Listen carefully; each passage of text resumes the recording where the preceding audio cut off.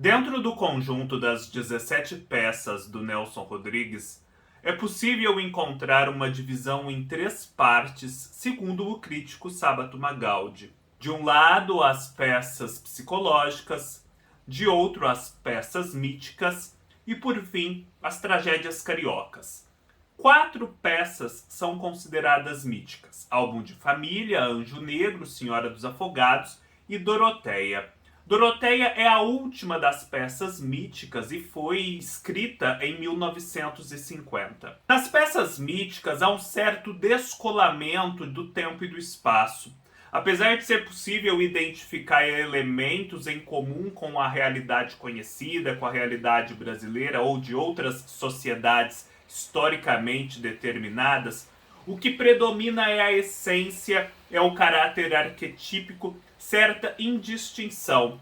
De modo que a peça pode receber a roupagem que for ou roupagem nenhuma, que continuará válida a sua mensagem. Aqui em Doroteia, o Nelson Rodrigues radicaliza esse procedimento.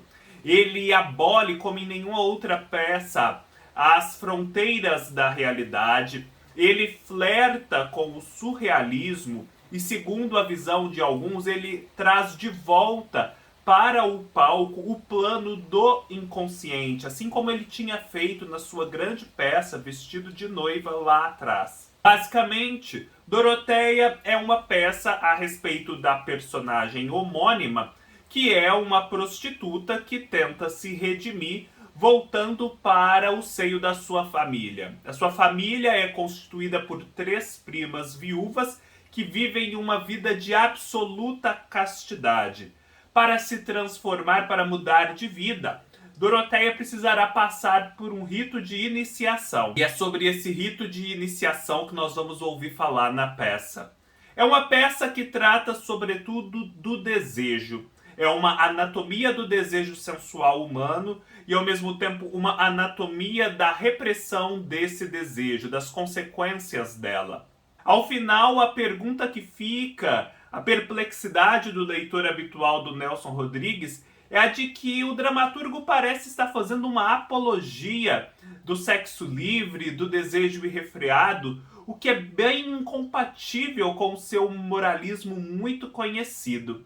É preciso analisar com muita atenção para poder descobrir qual é o moralismo dessa peça. É isso que eu vou fazer aqui com vocês hoje, falando sobre Doroteia, do Nelson Rodrigues. Comprando este livro ou qualquer outro produto, desde que através do link abaixo, você apoia o canal com uma pequena porcentagem da sua compra. Desde já eu agradeço a todos que colaboram. Aqui no canal eu já falei várias outras vezes a respeito de peças do Nelson. Eu vou deixar na descrição do vídeo os links para todos os vídeos e também para todos os textos que eu já produzi no blog a respeito delas. Inclusive há um texto escrito no blog para a Doroteia, cujo link também estará aqui embaixo, em que eu me aprofundo ainda mais na análise dessa peça. Doroteia é uma prostituta que já passou por tudo o que uma prostituta pode ter passado, já gozou os prazeres da carne, já teve relacionamentos com muitos homens e, por fim, engravida e tem um filho do qual ela gosta bastante, mas ela perde esse filho e o luto é algo muito doloroso. Em consequência disso, ela faz uma promessa em homenagem ao filho, de que ela vai mudar de vida, de que ela vai se redimir, vai se tornar uma mulher direita, que vai reprimir os seus desejos sensuais. E ela sabe que para isso é preciso voltar para o lar. E no caso da Doroteia, o lar é constituído por 3 primas viúvas, a Dona Flávia, a Maura e a Carmelita, que são mulheres castíssimas, que repreendem os seus desejos como ninguém. Preciso aprender as lições que essas 3 viúvas e primas têm a dar. Então Doroteia, que já estava longe há muito tempo, chega à casa das primas, que estranham aquela presença, que tentam recordar quem ela é, afinal na família também tinha uma outra Doroteia que morrera. Será ela a morta que volta dos vivos ou a que se desviou? E essa família, constituída por essas mulheres tão castas, é uma família singular também por outros motivos. elas carregam uma espécie de estigma. A bisavó delas amava um homem, porém não se casou com ele, casou-se com outro. E por conta disso, por conta dessa traição ao amor que ela verdadeiramente nutria, ela recebeu uma maldição chamada a náusea. Na noite de núpcias, ela começou a não conseguir enxergar o marido, ela perdeu a capacidade de enxergar todos os homens, e o marido meio que começou a se desintegrar para ela enquanto presença física. E com isso ela meio que ficou viúva. Isso foi transmitido a todas as outras mulheres da família. Afinal, nessa única noite, às vezes elas conseguiam engravidar. De modo que passou a ser cultivado por elas não como um estigma, mas como um emblema, um sinal distintivo que é preciso preservar. Ou seja, elas não conseguem enxergar os homens, portanto, elas não sofrem essa tentação do desejo. Elas, nas noites de núpcias, né, elas só conseguem tocar, sentir de outros modos os homens. E sempre na noite de núpcias recebem essa náusea, né? Esse entorpecimento dos sentidos, e assim consagram esse alijamento do mundo masculino. Os seus maridos começam a se desintegrar como presenças físicas e elas se tornam viúvas. Acontece, porém, que Doroteia, diferentemente das primas, não foi acometida pela náusea. Afinal, ela era prostituta, ela via os homens, ela gozava os prazeres da carne, ela teve um filho homem e o enxergava. E é dito que na maldição, a consequência para aquelas que não recebem a náusea é viver o resto da vida insones, incapazes de adormecer. Essas primas, Dona Flávia, Maura e Carmelita, apesar de não enxergarem os homens, nem por isso estão completamente infensas ao desejo e à tentação. E a vida delas é consagrada ao controle do desejo, à repressão a qualquer sensualidade. De modo que elas vivem sempre meio juntas, cerradas, vigilantes, hieráticas, como diz o Nelson Rodrigues, à espreita de qualquer sinal de tentação que elas precisem reprimir.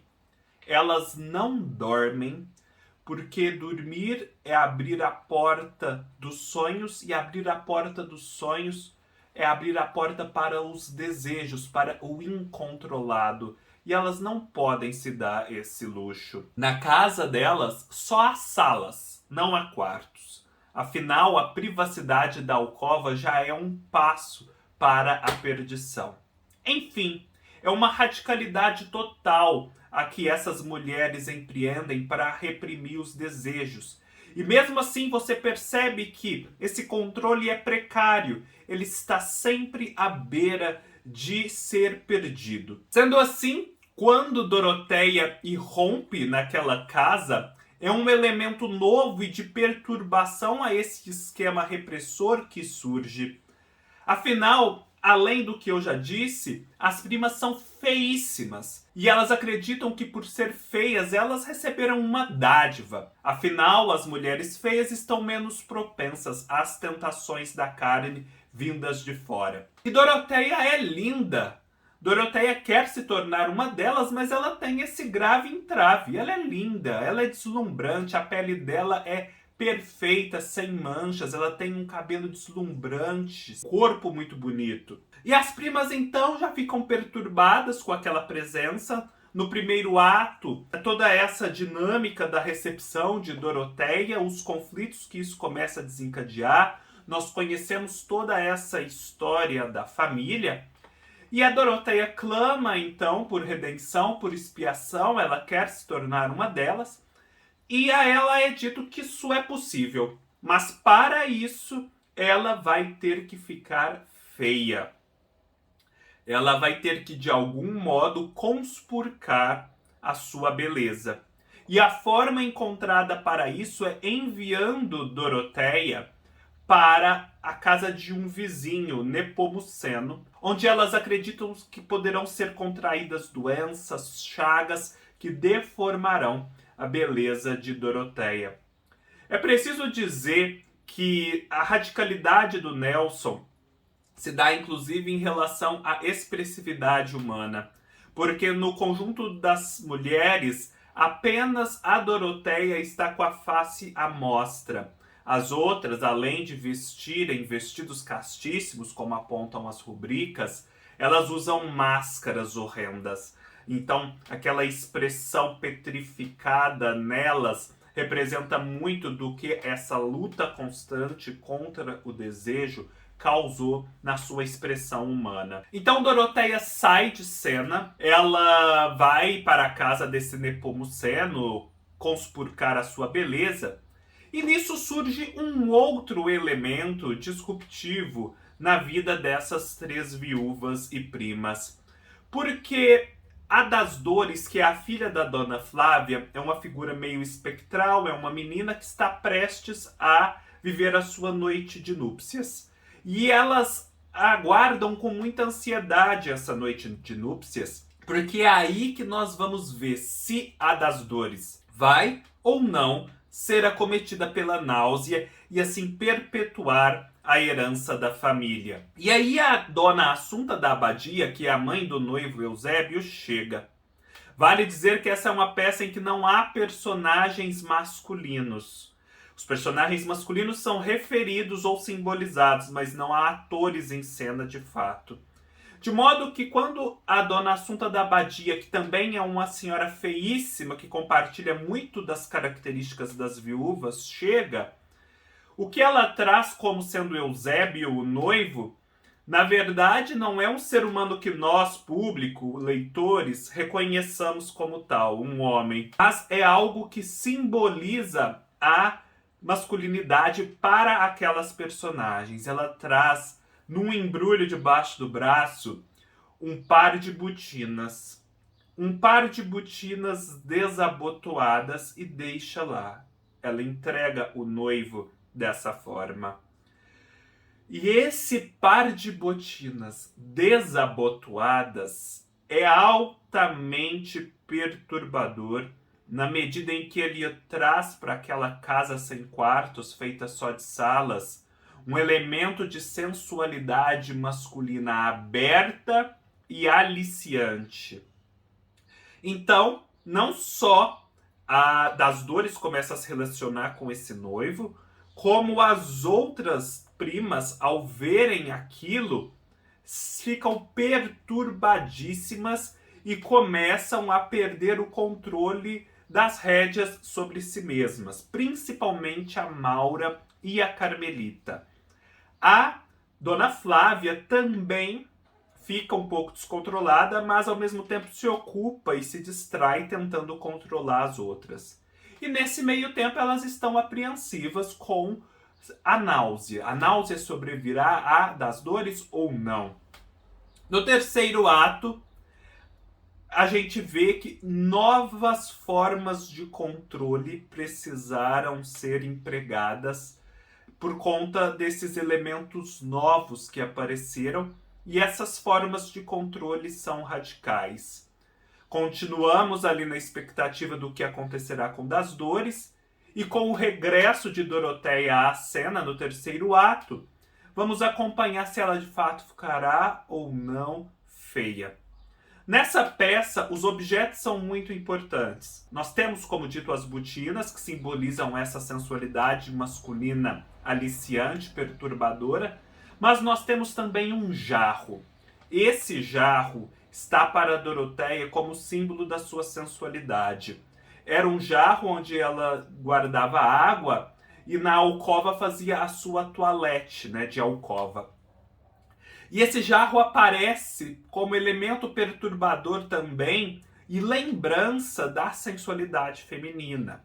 Ele meio que confirma que ainda há elementos de sensualidade em Doroteia. E no terceiro ato, a Dona Flávia está ali em frangalhos, os nervos em frangalhos. E tanto as botinas quanto esse jarro começam a persegui-la, começam a colocá-la à prova quanto à resistência ao desejo. E aí temos o desenrolar da peça, o desfecho em relação a das dores, que é muito interessante e simbólico, e se a Doroteia finalmente conseguirá ou não ficar feia, conseguirá ou não se tornar uma mulher casta. Vemos aqui, portanto, nessa que é considerada uma farsa, diálogos muito insólitos, situações absurdas, personagens horrendos, caricaturais, do que a máscara é uma grande expressão. E a gente percebe que o Nelson Rodrigues faz dessa forma, não como um simples modo de exagerar e patentear o que ele quer dizer. É como se todo esse acúmulo, todo esse absurdo fosse uma representação, na verdade, realística do que a repressão ao desejo causa. Afinal de contas, aqui, nós temos uma situação que é bem reconhecível na realidade histórica, principalmente dos fundamentalismos e puritanismos que já existiram por toda parte, existem e existirão ainda. O que é a repressão do desejo, se não algo que consome todas as energias do indivíduo? Uma religião em que há uma repressão do desejo muito forte acaba sendo reduzida à repressão do desejo. E quando o indivíduo se dá conta, a sua prática religiosa nada mais é do que um exercício de repressão do desejo. Porém, o desejo é uma força vital, humana, básica, espontânea, onipresente, do qual é difícil escapar. Então, controlá-lo esgota todas as energias e causa deformações seríssimas, causa histerismo. De certo modo, essas máscaras, que são expressões caricaturais petrificadas, nada mais são do que as contorções de fato existentes no rosto de quem tem que se esforçar tanto para se autoconter. O absurdo das situações, os diálogos insólitos em que as personagens se lisonjeiam pela feiura, mostram o histerismo a que leva a repressão do desejo. Porém, aí a gente se pergunta ao final, estaria então o Nelson Rodrigues tão moralista, fazendo uma apologia do desejo livre, né, de que não é válido, de que não é viável e saudável reprimir o desejo sensual? Essa é a mensagem que parece ficar ao final da peça.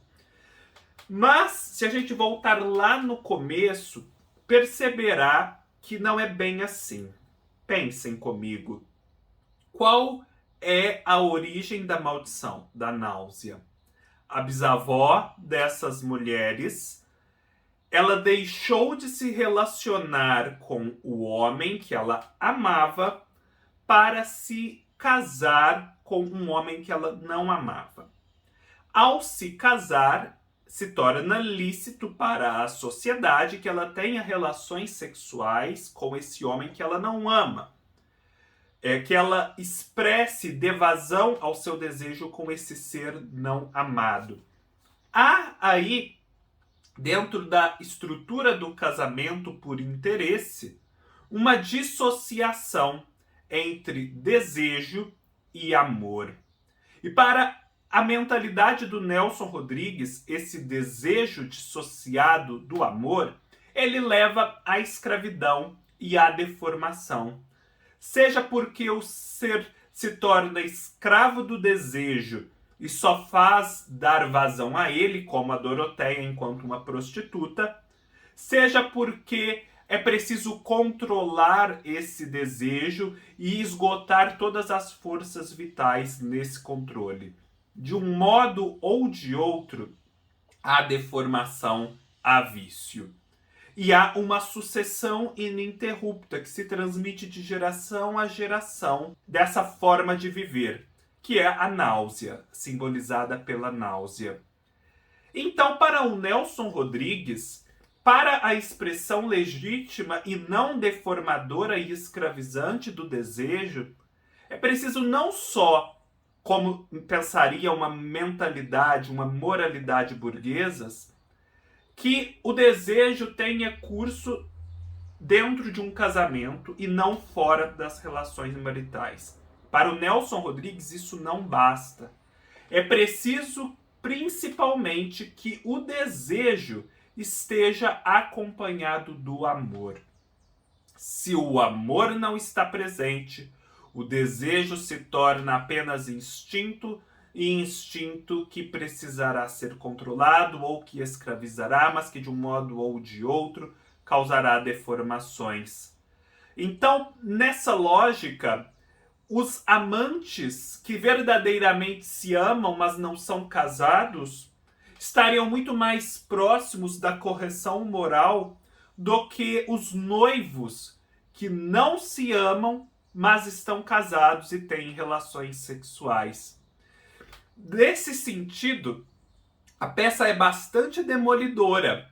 É como se essa bisavó fosse uma espécie de Eva da sociedade burguesa em que o casamento é feito por interesses.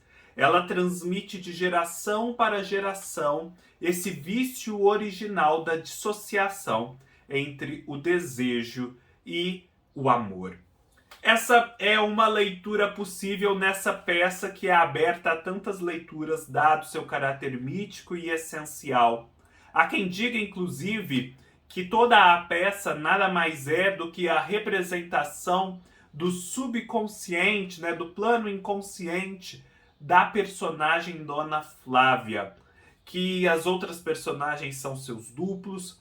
Há uma chave de leitura a partir da relação dela com a filha, que permite muito essa visão, de modo que o que eu trouxe aqui é apenas uma faceta. No meu texto eu trago outras e outros intérpretes trarão também várias mais. É isso, pessoal. Espero que eu tenha trazido para vocês um pouquinho do que essa peça tem de tão potente. Eu digo que à medida que eu leio as peças do Nelson Rodrigues, eu só faço ficar estupefato, assim.